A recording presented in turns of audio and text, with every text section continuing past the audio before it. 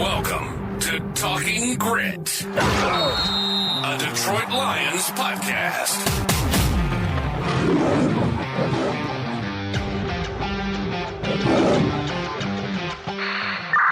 Talking Grit is brought to you by the Monroe County Reporters, Monroe's top news source for police, fire, and community events. Post 3 and Depot Street. Truck boy at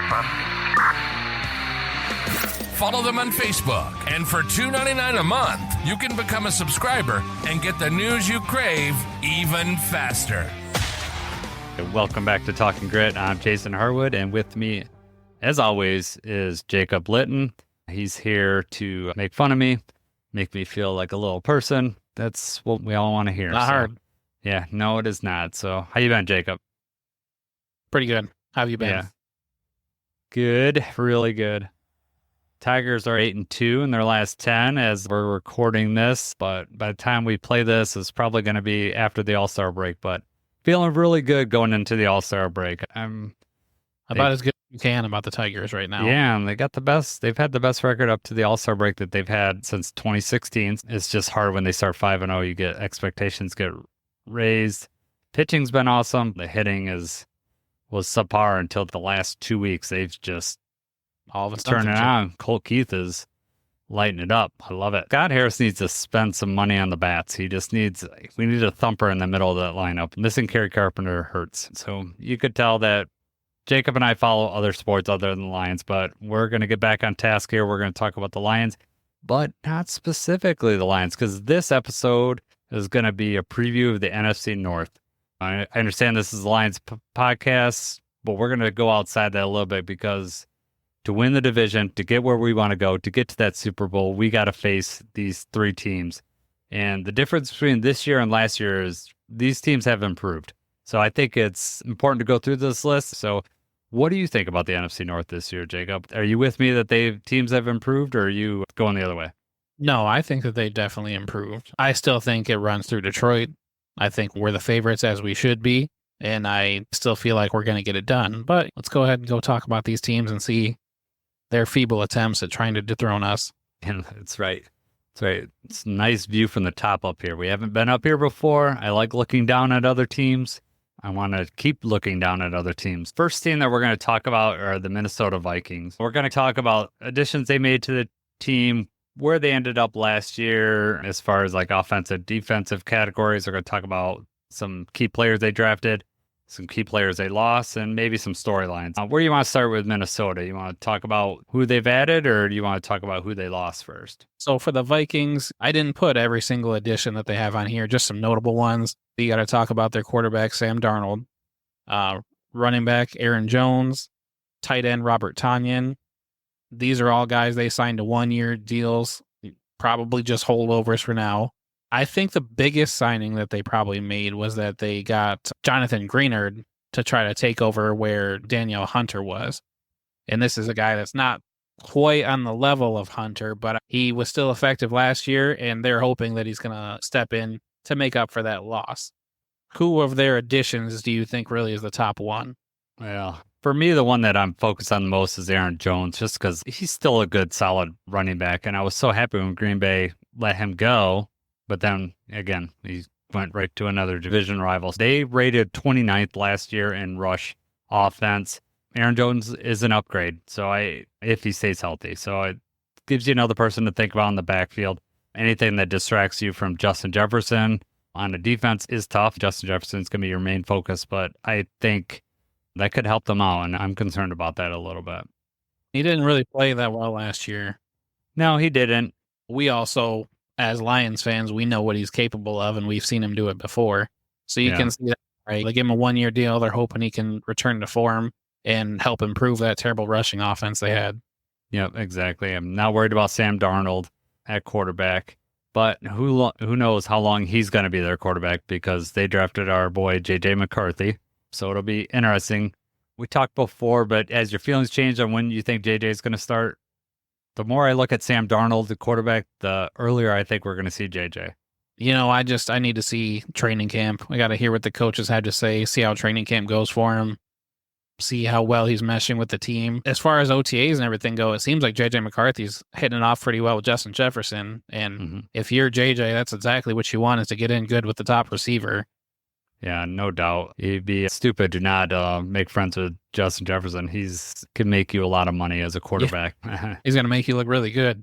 Yeah. Yeah, I think I'm more, I don't know, I guess you'd be more worried and more concerned about their draft picks than versus their free agent additions, because they were able to get JJ McCarthy, which we don't know exactly when he's going to play. We feel like it's going to be this year, and it's probably going to be pretty soon. We have Dallas Turner out of Alabama, who is just a terror on the line. Huge edge rusher, and he's definitely going to make up for losing Danielle Hunter.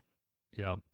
Yeah, you don't know how long he's going to take to flourish, but a lot of times those top edge rushers, they can make a difference right away. Losing Hunter, that's going to be hard to replace, especially early in the year when they're just trying to figure everything out. I think losing Kirk Cousins too. I know he gets a lot of flack. Right.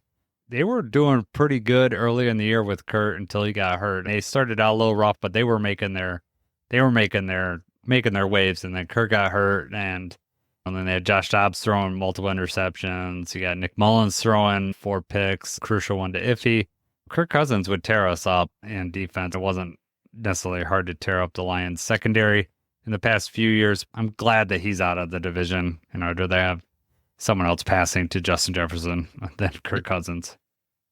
They also lost Marcus Davenport, left them. He didn't do much for them last year being injured, but now he's a Lion. I feel like the Vikings roster maybe looks a little bit worse right now than it did at the beginning of the year last year. Like, it's probably a little bit of a downgrade. However, once JJ is the starter, if he plays at the level that we saw him play at Michigan, makes the throws we know he can, then I think they definitely have an outside chance. I still have them finishing last place in the North. Yeah, that's where I'm sitting with them. I sit them last. I think they're probably the easy pick to be last outside of injuries, knocking another team down. But they had terrible turnover differential last year, mostly because we talked about Nick Mullins and them throwing their interception. They're going to have to turn that around. Not good on rush defense, which is obviously Lions are just going to take advantage of that with our running backs.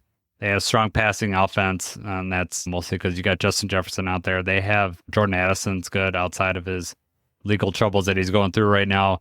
I assume that he's going to be able to play most of the year, so I'm not thinking they're going to gain anything on that. But their defense, while confusing for teams, I think losing Hunter is going to be a huge loss for them, and I think the Lions will be able to handle that with their line. They seem to be able to handle their blitz scheme pretty well last year, but some other teams weren't able to do that, and it's probably because they didn't have the offensive line the Lions had. Anything else you want to add on the Vikings, or?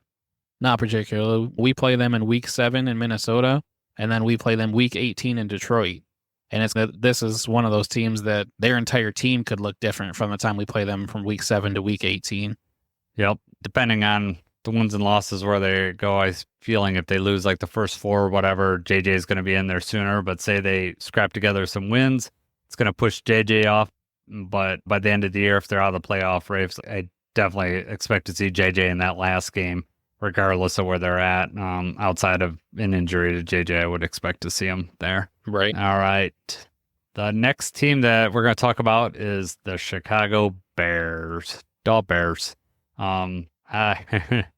That's an old SNL skit. You probably do know what that reference is, or is that? I've heard that before, but no, I don't actually know. Okay. Yeah, we don't have to go into it, but it's an old SNL skit. It's pretty funny. So a bunch of actors that I'm sure you read about in your history books or whatever. Yeah. For the Bears, the main thing for them that they added was in the draft, I would say. Caleb Williams, obviously number 1 pick. Romeo Dunze, wide receiver, another top 10 picks. But then outside that, they traded for Keenan Allen. And along with DJ Moore, they have a strong wide receiver core. We talked last week about Bryce Young and his having no talent. Caleb Williams is walking into a pretty talented wide receiver room. So it's good. It's got to make Justin Fields angry. I would think so. He didn't get any of this when he started. No. He's there for the rebuild, and as soon as the rebuild happens, then he's out. They added Kevin Byard, the safety, DeAndre Swift, Gerald Everett. Just a completely different looking team from last year. I definitely feel like the Bears made a pretty big upgrade. And I know they didn't add him this offseason. Montez Sweat came over in the trade deadline. They were a much better defense when they had Montez Sweat. So now they're going to have him for the full season. So I know he wasn't added in the offseason, but I definitely think he's someone that was going to transform this defense even further. They have new coaches as well. Big thing. Both of their coordinators are new. Offensive coordinator Shane Waldron, one of those guys that worked under Bill Belichick, Charlie Weiss at Notre Dame. And then this guy, he actually was with Jared Goff for a while in LA and was offensive coordinator the last few years for the Seahawks. They're hoping that give him the keys to the offense and just let him with a brand new quarterback fresh out the draft. They're hoping that they have a top 10 offense right away. Yeah, with a rookie quarterback, that's a lot to ask. CJ Stroud showed that you can come in and if you got the pieces around you, you can do well. Me personally, I'm not a big Caleb Williams fan, and plus the Bears just have a terrible track record with quarterbacks. He's going to have to defeat the odds to show that he can have success, but he's definitely set up for it. And you mentioned a little bit earlier, our buddy DeAndre Swift is back in the division. Going to see him a couple times this year, so that'll be interesting if he's healthy. That'll be interesting. Keenan Allen, getting him for a fourth rounder is interesting. For a rookie quarterback, that's got to be comforting to have Keenan Allen out there, I would think. Definitely. Great move on their part. Yeah. It's weird that their head coach can be on like the hot seat right now when their GM is on the verge of getting a great contract extension for what he's been able to do. Yeah, Matt Eberflus just gutted his coaching staff. He's got to save his butt's on the line. Yeah, right. Exactly. When it's the thing that they had the number one pick, they had opportunities to trade out of it and hold on to Justin Fields. That's taking a big risk. I don't know who's deciding that. If it's just the GM that's deciding that, hey, we're going to take Caleb Williams. We've seen enough out of Justin Fields. Because if you're a new coach, like when Patricia, when they drafted cornerback, I'm flaking on his name. Who is the quarterback out of Ohio State? Okuda, yeah.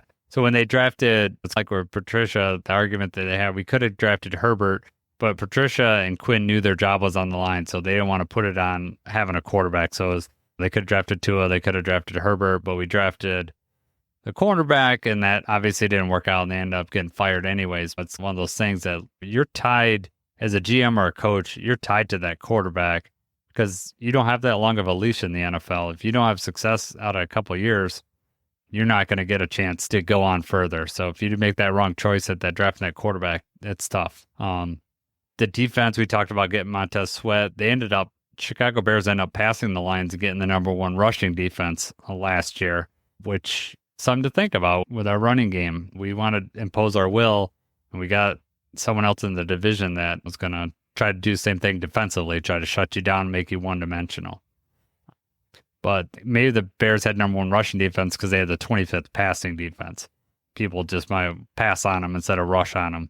But we'll see. I didn't particularly see the Lions having too much trouble rushing on them last year, but we had difficult with Chicago. Barely skated out one win, had to have a dramatic comeback, and then they pretty much just dominated us in their place. I mean, the main difference between those games and outside of it is both of those games against the Bears, I think, are Jared Goff's worst games of the season. Whether the Chicago defense did that or it was just Jared Goff was in that. He was in that weird stretch. The ball was just coming out flat. It was weird. Yeah. But just he made uncharacteristic interceptions, like throwing over the middle, and it wasn't even like tight windows. It was just like not seeing people. Yeah. And so I don't know what was going on in that particular point with him. Jared Goff has been, since the turnaround with Lions, been pretty careful with the football. So that was really just uncharacteristic of him to have that. Hopefully he can correct that with the Bears because you can't just turn it over to a division opponent. They're gonna beat you. No, we got lucky to get out of there the first game. Yeah, what an exciting game. Especially the last 4 minutes of the game was super exciting. The rest of it was just really frustrating. The Bears re-signed Jalen Johnson in the offseason, shored up their cornerback room. Probably a good signing. I wouldn't have mind before we made all our changes. That was someone that I was looking for the Lions to possibly sign. I would have been happy with that at the time. Definitely. Looking at their Chicago's offense, they had the number 2 rushing offense. However, that was inflated by Justin Fields. Caleb Williams can rush, but not on the level that I feel like Justin Fields could rush. So I expect that to drop. They may have improved themselves with DeAndre Swift, but not enough to make up for Justin Fields. Their passing offense was ranked 27th. That I could say has some room to grow, especially their wide receiver room has improved. And is Caleb Williams going to be a better passer than Justin Fields? That's yet to be seen. Yeah, I still feel like we have a better roster than the Bears, and I feel like our best beats them at their best. The big question is if Goff has a game like he did back then, are we going to be able to overcome it now that they have a little more firepower in their offense, I guess? I think also for me, just them getting rid of Justin Fields gives me a little sigh of relief because he was too dangerous and he was tearing us up on the ground game. So I'm happy that Justin Fields is not on this team. We'll see if Caleb Williams rips us up through the air. Maybe I'll feel different, but I feel better about this matchup just because Justin Fields is not on that team, and that just seems to highlight a weakness for the Lions. Yeah, but at the same time, Justin Fields is more like a backyard football kind of thing where he's dropping back and we're actually covering his receivers, and therefore he doesn't give it more than just a couple seconds before he's trying to take off. Mm-hmm. Caleb Williams, and he's got better receivers. We also have better corners.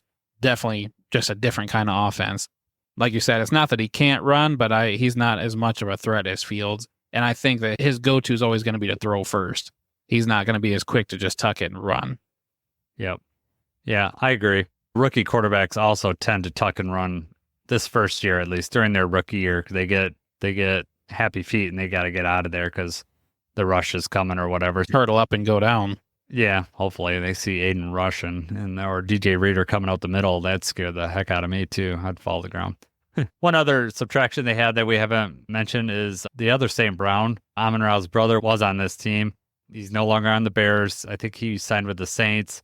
It was always interesting on the St. Brown podcast, them talking and them playing each other twice a year. That was just a fun little banter that they would have back and forth. And an interesting aside, I don't know if you heard about it, but Amon-Ra's brother his agent reached out to see if the Lions were interested in signing him, and the Lions did not reciprocate. So that's interesting to me. Yeah, it doesn't really make sense. It seems as a depth piece for a receiver. I don't know if he was asking for a certain amount of guaranteed money or a guaranteed position or something like that. I feel like we probably should have brought him on just to see what he's got. Yeah, I was interested in that too. I don't know what the thought process is. The only thing is I could see that his agent came in too strong with a contract or maybe they don't want to play together. He joked about that too. He said Amon-Ra did not put in a good word for me. They went a different way. I mean, I don't think so. I think that they don't have a podcast together if they're brothers. They say that kind of stuff. Right. So like you say mean stuff to me all the time, and I don't think you really mean it. Do you? No. Okay, good. Not most of the time. Yeah, I know. I'm such an easy target that it's just you can just come at me so well. I think the Bears are going to be better next year as a whole team, but I still think they're going to finish third in the division. That's how I got it. How about you? I actually have it the same. Yep. Anything else you want to add on the Bears? No, not just yet. Not really. Okay. The next team is the team that we both hate, that any NFC North. All the teams have the equal amount of hate for the Packers, I think. If you're a Vikings fan or if you're a Bears fan, but a Lions fan, we all just hate the Packers, especially with their success that they've had since the Favre era started. It's been tough. They're going to be a tough team to play this year. Their big addition is Josh Jacobs. What are your feelings about Josh Jacobs? I know that we talked about last week that he was rated ahead of Jameer in ESPN's top 10 list. Are you thinking that this is going to be a difference maker for them on offense? I do not. I really feel like his best was behind him. He was already starting to decline with the Raiders. He had that one really good bounce back year trying to play for the contract and everything like that. And then last year, he really didn't perform again. And then here we go. The Packers give him a deal. They're hoping that he upgrades over Aaron Jones. I just don't see it happening. And I think that historically, the Packers, they like to split carries with the running backs anyway. So maybe that makes Jacobs more effective because he's not out there as much. They drafted Marshawn Lloyd, another running back who's probably going to get some carries. A.J. Dillon is still there too. I just don't think that he's going to be a significant upgrade over Aaron Jones. Yeah, them both being healthy. Aaron Jones, I worry about him more than Josh Jacobs. However, Aaron Jones has had the injury risk. Not that Josh Jacobs hasn't, but I don't think Josh Jacobs is going to be as big of a difference maker as they think. However, depends on how their wide receivers pan out and Jordan Love.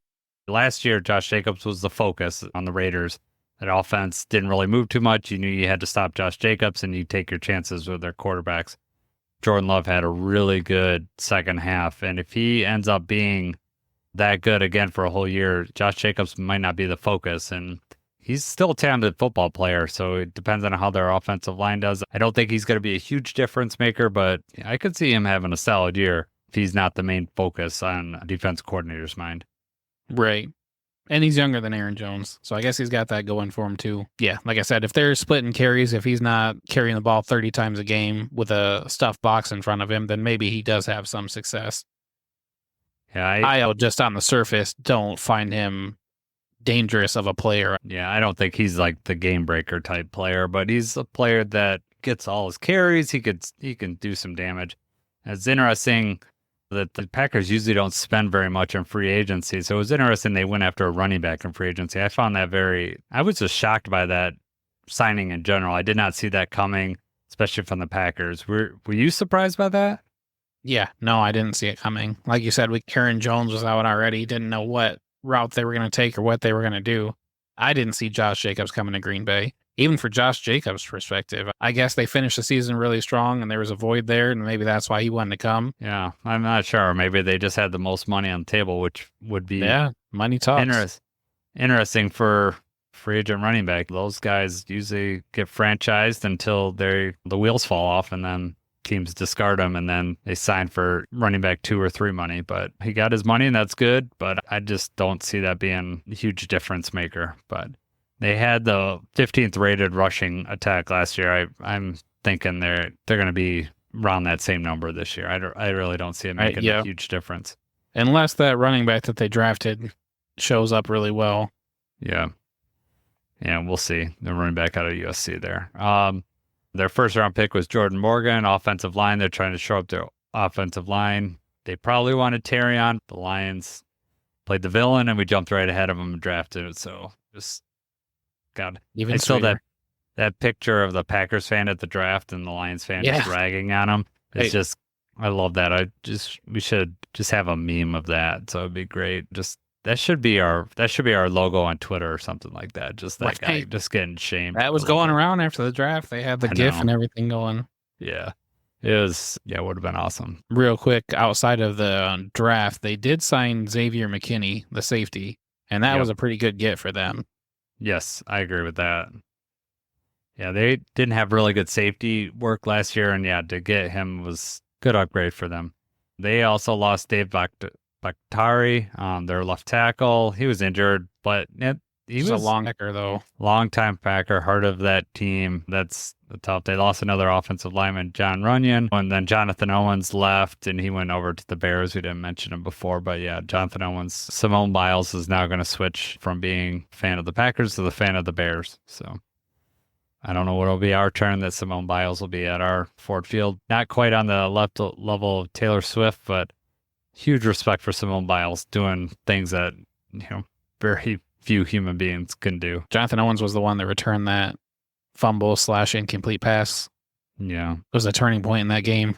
Yeah, I'm sure Simone did like a backflip after that. Yeah. I was pretty super excited.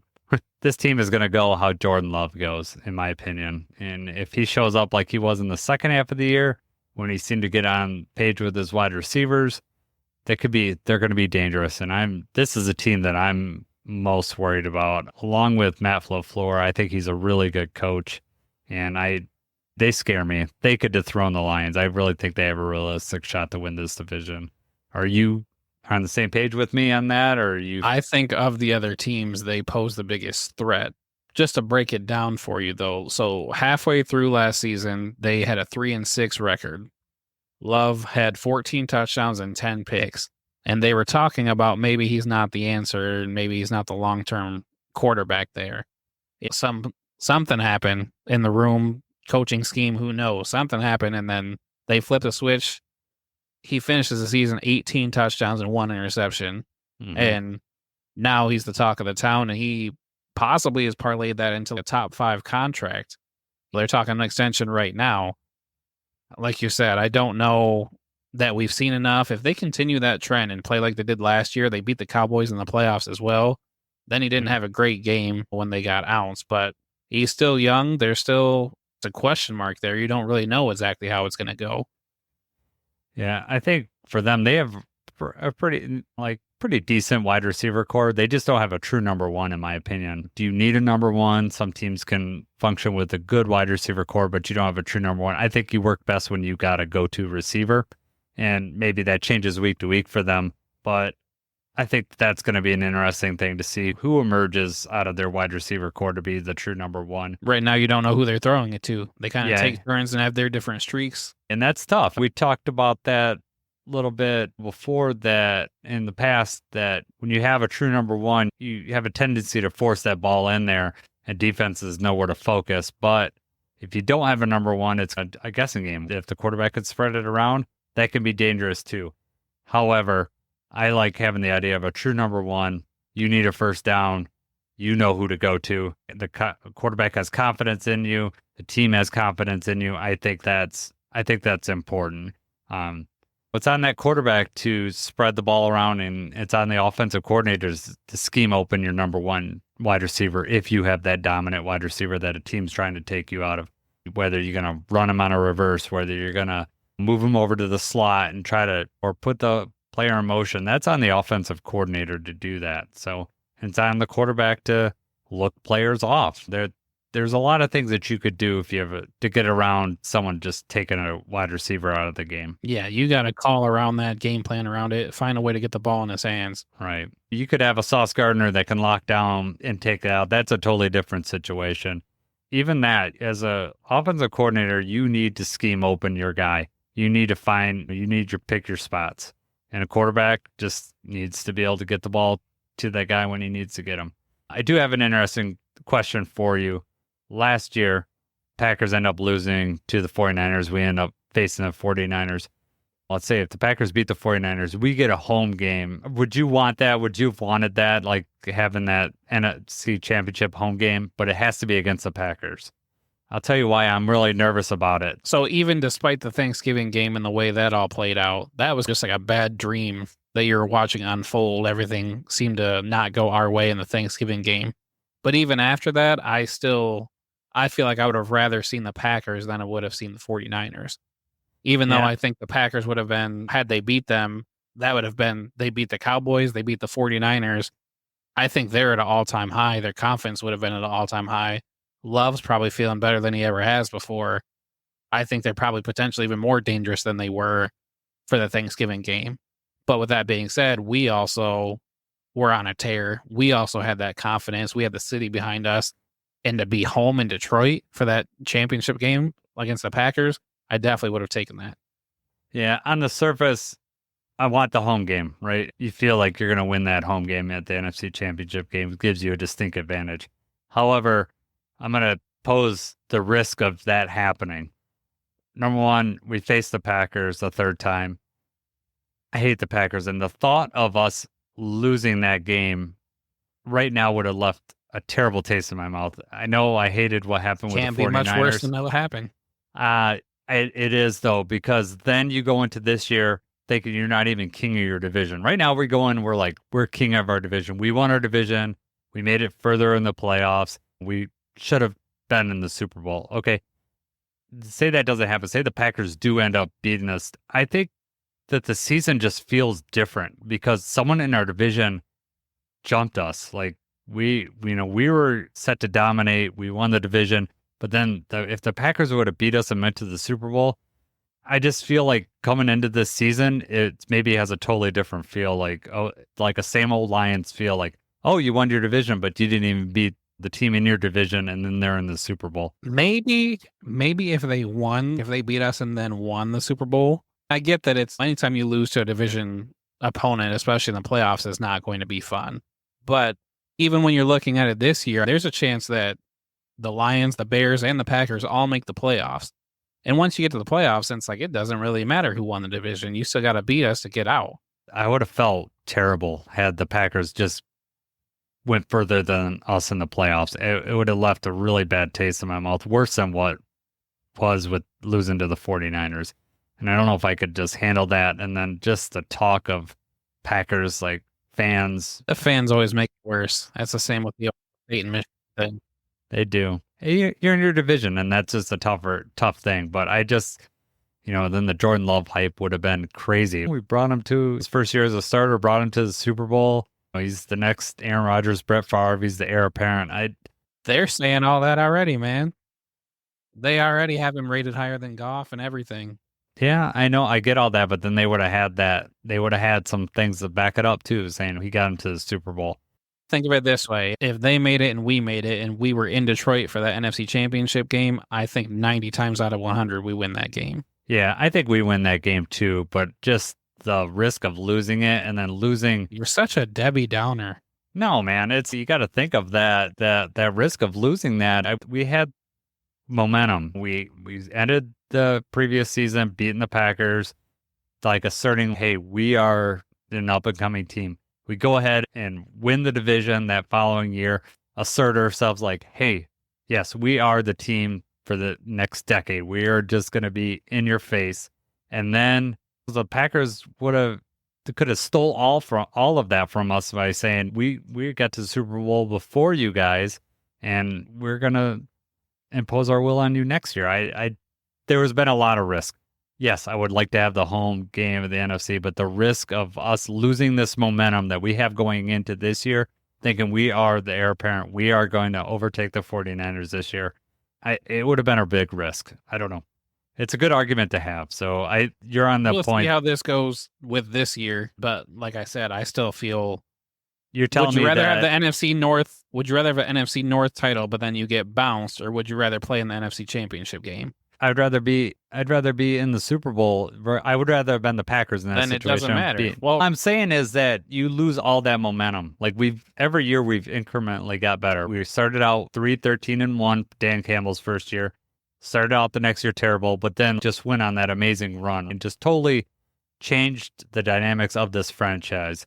We didn't make the playoffs. We bounced the Packers from the playoffs.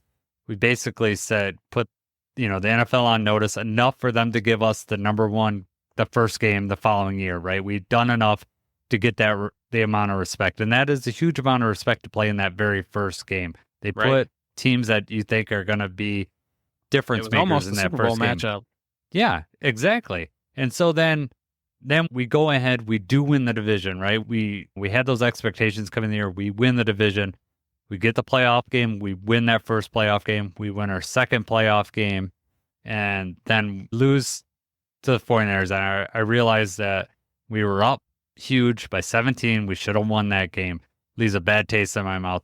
But if we would have lost to the Packers, that I would feel way different going into this year. I'd be a lot less confident going into this year. I still feel like we're the front runner, but I feel like had they come in and beat us, then it would have been just a terrible taste in my mouth that someone in our division bypassed us, and it being the Packers would have made it even worse. I do hate the Packers, and even to see them beat the Cowboys like that was like, man, I didn't want them to advance any further than they already did. At the same time, we get to play them twice every year. Mm-hmm. Potentially, if a third one comes up in the playoffs, it comes up, but you got to settle that on the field. I don't know. I get what you're saying, and I hate the Packers and everything. I don't know that it would have made me feel much worse than the 49ers did. I definitely feel like it would make us look at this differently as far as, are we the favorites in the division now? Because then even if we won last year, hypothetically, we then lose to them. It's like, crap, is the division really ours, or how is that going to go? Yeah. Like I said, I still feel like even if we'd have played the Packers at home, I feel like we win that game and we don't have to have this talk anyway. It's an interesting talk, and I don't know how... Hypothetical talks that bum everybody out. I don't understand. These are thoughts that go through my head. It's not like something I'm like, hey, I want... You're about it right now. We didn't even play the game. I do, but this was like a thought that I had at the time. We didn't have a podcast voice at that time, but it was a definite thought that I had in my head, and I just wouldn't have been able to handle that. It would have just put me back in SOL Lions. We would have It would have been like that conversation. We won our division, but we still got bypassed by a team in our division. Would I have liked to have the NFC Championship game and just be able to be in the stadium and root for my team chance of the Super Bowl? Yes, I would have loved that. I would have loved that opportunity. But I feel for the projection of this team, I think this is the path that we're on. This is what I like the way that we're going. And I think that we might have taken a step back. Now, who knows? Dan Campbell could have flipped that. He's a great leader. It might have been fuel to the fire just to come out and dominate the Packers this year and say, see, we're not there. But I'm okay with the way things are going. And I think we're on the upward trend. So we're getting Super Bowl this year, man. It's going to happen. And that's what I'm going to believe. In the game we lost to Green Bay last year, though, too, they came out with that huge first drive. We're moving the ball. I think everyone was, but we're okay. We still got it. We respond. Love had a pretty good game because of our secondary. Yes. They didn't really run the ball very well against us. They had that like incomplete pass thing that shifted some momentum, and we went for it on fourth down. I think we maybe got one of our conversions. We went for it on fourth down 5-6 times. That's all difference makers, that things that we usually make and things don't usually happen to us. One or two of those things change, and then we win that game too. I agree. And it was like in that weird area where Jared Goff was just not playing his best football. It was like in that area where he was fumbling the ball and just didn't look right. I really can't put my finger on it as far as what was going on with him. It might be just coincidence that just had some bad games back to back, but it just seems like he was going through something, not seeing the ball as well. Like you said, the ball was not coming out of his hand as well during that time. I think we match up well with the Packers, but I think they're also really well coached. And so that does concern me. You have a good coach, they can come up with things. We dominated that game in Lambeau Field. I know the Packers came back with that on the second half. Again, it was a bad third quarter. They also had that clock where the clock should have been stopped, and then they gave them that play at the end of the quarter. That kind of stuff that just seems to continue to happen in Lambeau Field, where the refs are just not judging up to 100% of their abilities or whatever it seems to happen against the Lions. But this is a team that is a measuring stick for the Lions as far as the division. We have to beat this team, but it's going to be a tough matchup. They're good, and if Jordan Love can play like he did the second half, it's going to be tough. But I like our secondary improvements, and hopefully that'll help us so they can't just walk down the field on us like they did last year in the Thanksgiving Day game. Play them this year. Week 9, we play in Green Bay, and then week 14, we have a Thursday night game in Detroit. So what's with Thursday night games? That'll be 3 out of the last 4. Right. Because we played both Thursday night games or Thursday games, one during the season and then one on Thanksgiving. And then we got another Thursday game with them. Hey, they got to keep us on national TV somehow. I do, and I'm okay with that. Yeah, I'm just glad that, because I knew when we were playing on national TV, when Aaron Rodgers was playing, that he was going to get some stupid call and Trey Flowers face mask. Yeah, just like that kind of crap. And now I don't feel like, hopefully it's Jordan Love getting the raw end of the stick on that, whatever. By week 14, there's going to be a lot of film out there. We're going to know a lot about the division, but not going to necessarily be make or break. That kind of starts that gauntlet for us towards the end of the year, where it may be crucial. It may not matter as much. There's a chance we could split this from them and still win the North. I'm glad that the Packers, the last game we play them is week 14 instead of the last week of the season. I thought for sure. I think we talked about this at work. I thought for sure if you could bet on like what the last game of the year, I thought for sure they would pick the Packers and the Lions. I was shocked when it was the Vikings. I think it was pretty obvious. We're both in the divisional round where the two top teams probably going to come back next year. You would think they would set that matchup at the last game of the year, because that could be potentially for the division. Easy. And we always seem to play the Packers at the end of the year, and it always seems to be in Green Bay. A couple of years ago, we got to knock them out of the playoffs, like we talked before. It is what it is. I was just, like you said, I was just shocked that they didn't put that for the last game of the year. They gave us the Vikings, which we project to be the last place team in the division. So it's interesting how that worked out. Sounds like we have the same prediction, right? You got Lions, Lions, Packers, Bears, Vikings. Yep. I think that's. I will say, I think that there's a chance that the Bears make the playoffs. I think that there's a chance three of the NFC North teams get in. Yeah, it's a strong division, and even the Vikings are certainly on offense are going to be dangerous. You got Justin Jefferson out there. Even that's going to be a tough. the division's not going to be easy to roll through. I can tell you that. It's going to No. be tough. And They call it even black and blue. even if you, yeah, like you said, even if you win, you're going to take your lumps, and it's going to be a hard fought game. These are some tough teams. Then At the end of the day, though, you gotta make the playoffs. Get your foot in the door. Even if things don't go our way, and we, if we don't end up winning the division, we got to secure that wild card spot and just get in there. I agree, and We're built for a late season run. We've got the team that can do it. We can beat anybody. I agree. You as strong as we are on the lines, that's going to make a huge difference in the playoffs. If we're healthy there and having that running game, having a complete offense, you don't know how we're going to attack you. I think makes a huge difference. So like you said, just get into the playoffs. Of course, we want to win the division. We'd love to get a week 1 bye, get some extra rest, but you just need to get in. Anything can happen when you get in there. And I have a lot of faith in Dan Campbell to get us there and to motivate this team the way they need to be motivated. I think the Lions are going to win this division, but I also don't think it's going to be a game. Not a cakewalk. Yeah, it's not going to be a cakewalk. But even if, like you said, they don't win the division, they get in the playoffs, that's still better than we've had for this franchise in the past. Traditionally, we make the playoffs. We don't make the playoffs for 2 or 3 years. We make that appearance every 3 or 4 years. Right.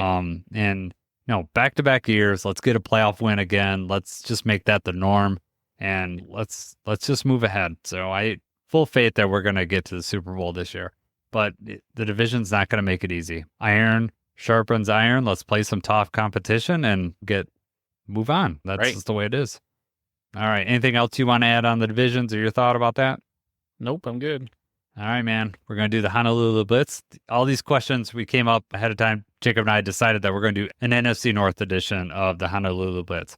Jacob's going to ask me questions first this time. So let's get started with the Honolulu Blitz. It's time for the Honolulu Blitz. It was interesting getting prepared for this one just because it was like I'm doing some research about the NFC North and NFC North related questions. Man, what if he has the same questions as me? Yeah. Or what if he just researched this stuff and now he knows? See? Yeah. All right. All right. Ahead. How many NFC North teams have been to the Super Bowl in the last 20 seasons? Oh. In the last 20 seasons. So 3 out of the 4 because... no, Minnesota hasn't. So 2 out of the 4. So 20. Because when the Bears were in with the Colts, was that within 20 years? When was that? Was right around that time. I don't know. What's your answer? What are you going with? I'm gonna say 2. 2. Yes. Yeah, you are correct. So that was in 2006. The Bears went. Yeah. And then the one in 2010. The Bears made it. The Bears. Yeah, that's when they had Devin Hester and had they had a really good defense. And back when you could return a kickoff. That'll be different this year. Back to returning kickoffs, hopefully. All right. Which NFC North team went to the Super Bowl 4 times in an 8-season stretch, but never won? That's the Minnesota Vikings. That was in the 70s. Correct. Yeah. Yeah. 69, 73, 74, 76. Yeah. That's crazy to go that many times and you can't get it done. No, that's not Buffalo Bills level of 4 straight years, but it's still majorly disappointing. Yeah. I know. But at least those teams could say they went to the Super Bowl. I don't know. Lions have never been there. We have that stigma. We're going to get there this year, as we've discussed. Yeah, we'll see how we feel about it. Yeah. But, I don't know. Getting there that many times, yeah. All right. Which team finished last in the division the most times in the last 10 years? The last 10 years. Feel like you want me to say Lions, but I'm going to say the Bears have been pretty disappointing. So I'm going to say the Bears. Correct. So the Bears have been last place 6 out of the last 10, and the Lions were last the other 4 years. Okay. Yeah. So Packers have not been last place at all in the last 10 years. Yeah. Yeah. I didn't expect them to with Aaron Rodgers. Yep. All right. Other than the Lions, which team in the division has the best uniforms? I like those new alternative Viking ones, the ice ones. So I would say that. I can never say the Packers on anything. I'd say the Vikings just in general. I have the better of the uniforms. Bears got some ugly old time uniforms. I don't like that. I don't like the Bears. putting the Bears and the Packers them together. The Packers, like, alternate uniforms with the circle on it, those are definitely the worst jerseys. Yes. Or one of the top worst jerseys. That Giants one that they just came out with this year is definitely uglier. But yeah, so I guess I'd have to say the Vikings, but I don't really, their purple uniforms are all right, but the new ones that they introduced, those ice or whatever they call it, the white ones, I like those. I do like those. Yeah, I agree with that. The Bears and the Packers both seem like they have like just basic logos, basic uniforms, not good throwbacks or anything like that. All right. If divisions were realigned, what one team would you take out of the North and who would you replace them with? Ooh, that's a good question. I'd take the Vikings out. Just the Packers and the Bears are the two teams I hate the most, and I want to be able to beat them up each year. And did you say who would I replace them with? Yeah, who would you slot in? You take one. Does it have to be an NFC team or can it be an AFC team? Any team. I'd probably throw the Brownies in there. I'd say the Brownies just because they're so close. I have friends that are Browns fans just because we're so close to the border here, and I would like to have that rivalry. So I take the Brownies. Plus, Browns fans know how we feel, right? Out of all the other teams, they're probably the closest ones that have felt the despair. And they might even say they have it worse. The other than us. winless team. Yeah, just no one's taken our team from our city like the Browns have. The Lions haven't ever faced that. So like they have that, losing your whole franchise for a couple of years, and then you get your franchise back, but it's an expansion team. And then the team that you lost goes and wins the Super Bowl and has a pretty dominant period. They have that above us, so I think that sucks for them. But yeah, I'd add the Brownies into our division. Geographically, it makes sense. Yeah, and just it'd be an easy away game to go to if you wanted to, wouldn't be that far away. And like I said, just for the friends factor, I'd just give you another rivalry game to talk crap about. And we only get to do that every 4 or 5 years now, as the way the current schedule is. So that's the way I'd go. What would you have added? I actually was trying to think of the other teams that were close to us, like the Browns or the Colts. Steelers would be an interesting choice. They're pretty close. They would be geographically okay. And one of my brothers is a huge Steelers fan. So it'd be nice. There seem to be actually a lot of Steelers fans around here. Oh, yeah. And they're just, I think, more than geographically, it's fairly close. And I think a lot of more Browns fans or families have Browns fans, and the Steelers just kept winning. And I think also they had those strong teams in the 70s and then also in the 90s and 2000s. They don't seem to be a franchise that is down very often. So they're pretty easy to root for. All right, man. That's all for yours, right? Yeah. Yep. So what was for you in the whole division outside of the Lions, it's not including the Lions, what is the biggest free agent or draft move in the NFC North that's going to affect this year? What do you think is the biggest one? The most impactful move outside of the Lions. Yep, and it's a free agent or draft move, or you could even say a loss of player. Just a move that happened outside, none of the Lions players, but just that you think is going to impact the NFC North the most this year.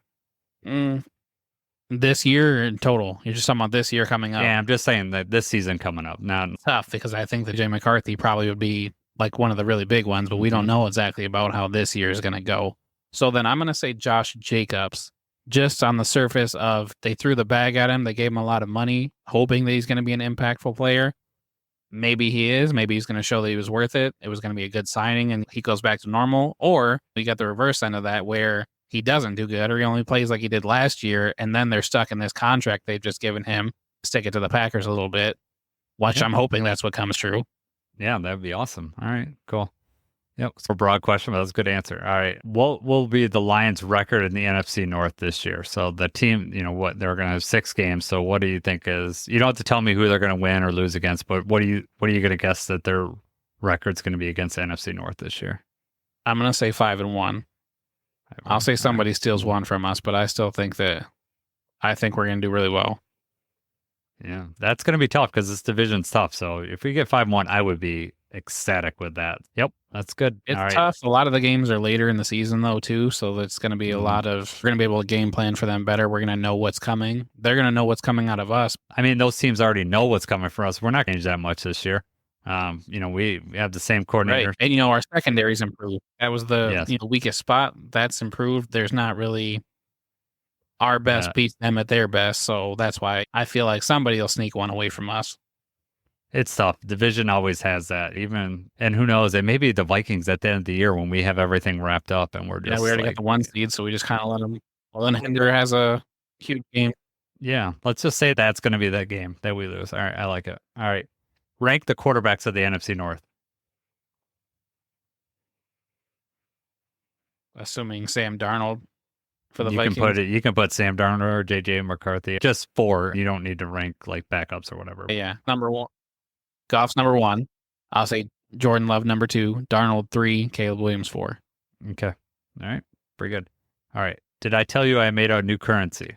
It's called hate bucks. All right. I'm going to give you $900 of these hate bucks. You got to split it up between the NFC North teams. So the more money you give them, the more you hate them. So add up the $900. You got to split this money up. Do you hate the teams equally? Or? Interesting. Mm-hmm. Because the Vikings have Jefferson and now they have McCarthy, I don't feel like I hate them as much as the Bears and Packers. But the hate's still pretty high. Let's see. You know what? No, I'm going to say even. Split it evenly. You're splitting it evenly? Screw them all. Yeah. Just screw them all. No. When Packers, it comes down to it, those weeks when we're playing them, I don't want them to perform well. Even your Justin Jefferson, doesn't matter. Packers get a majority of it. I give $600 to Packers, and then I do $200 to the Bears and $100 to the Vikings. I don't know. I don't hate the Vikings as much for whatever reason, but the Packers I just hate inordinately amount just because we. But if the Vikings are playing the Packers in week 1 or whatever, I want the Vikings to win. As the season goes on, whoever's in a better chance to take it, that's who I want to lose. Exactly. It's all what benefits the Lions the most. Right. I switch my allegiances like that too. It's all Lions 100%. So whatever helps the Lions.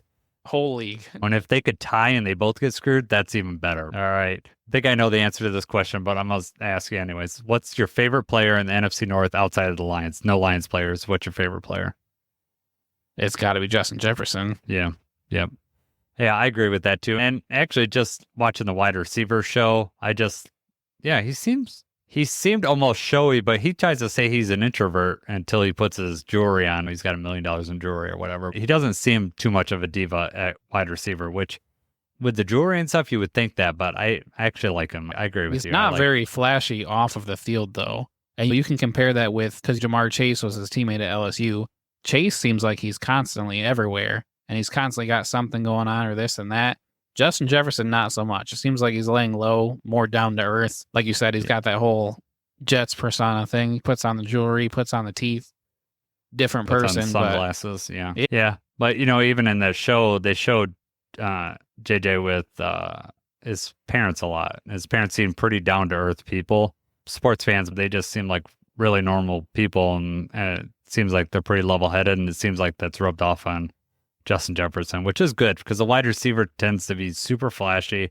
Out of all the positions on the field, they tend to be the one that the Terrell Owens and stuff like that give me the ball and all that. And yeah, I like Justin Jefferson outside when he's, putting it to the Lions, destroying us. 4th and 18 and he jumps up and God, that play just sucks. My son, I see a play like that and I get disgusted. Even though the Lions won that game, I know at the end. And I'll still make that noise, like that level of sigh or disgust. And Preston just doesn't understand that. We won the game, Dad. Why he's still mad about that? But my mind goes to the what ifs. What if they would have went down and scored? And just the fact that Kaminsky dropped that fumble right before that play, and then Mullins just throws it up, and Justin Jefferson just shouldn't have happened. Points it. Yeah, just high points it over.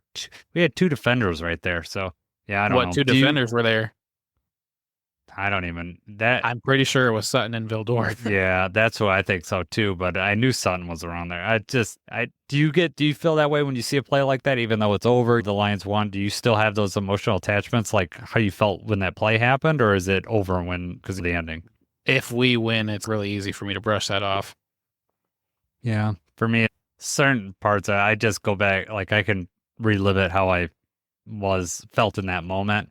It's a little relieving that I know the ending, but you ever watch a movie and you get so wrapped up into it, even though you've seen it and you forget what happens next, and then you just live that moment. You're just in there, and that's the way I feel like I'm watching football highlights sometimes. I'm like, oh, I remember how I felt when this happened, and it's just you want to episode or skip the part of the movie. You're like, Yeah, I don't like the way I feel when I watch this. It's like the second half of the NFC Championship game. I don't like the way I feel.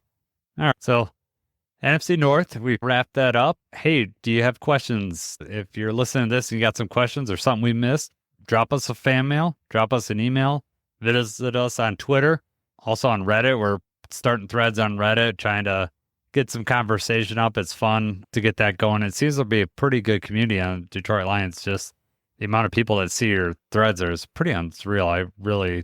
It's a really live community, so I like that. We've both shown up there, Jacob and I, lately. It's fun to talk with everybody about Lions football, and we're getting closer to training camp. It's happening soon. Anything else you want to talk about, Jacob? no, just definitely we try to stay active on Reddit. We're active on Twitter.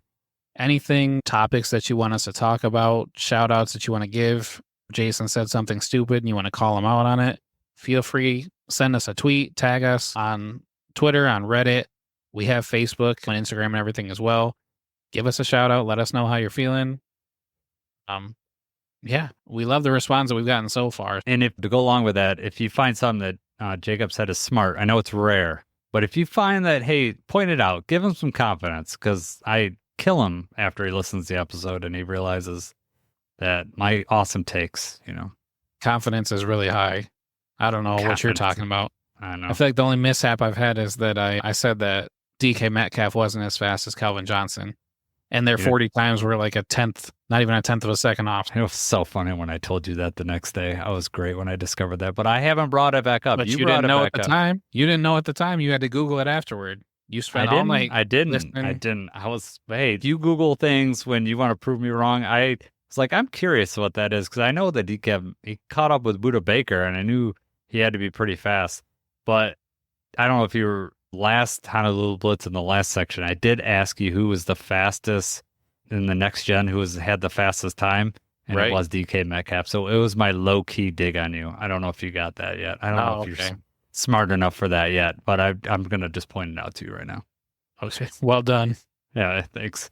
That's all right. I don't need to be so heavy-handed. I can just do subliminal digs on you. All right, man. This has been fun. NFC North. We get back after this. We're gonna be raiding the training camp. We're gonna have new stuff to talk about. Gonna have a lot of new information. Hopefully we have some fun. Good news, no injuries. That's what we want to talk about. All right, man. So everyone have a good day and go Lions.